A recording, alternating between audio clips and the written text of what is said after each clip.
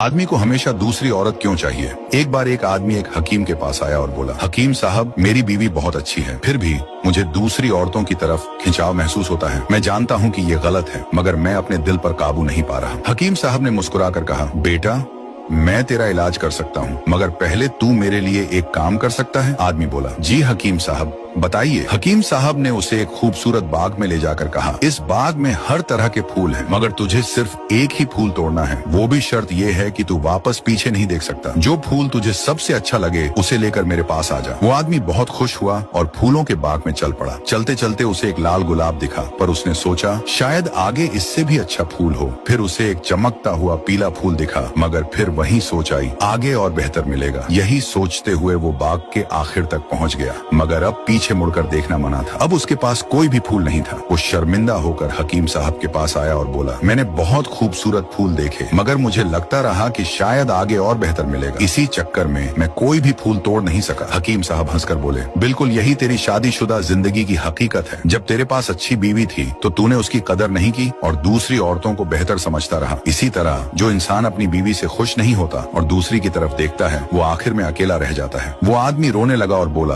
अब मैं समझ गया हकीम साहब, काश मैंने शुरू में ही उस गुलाब को चुन लिया होता।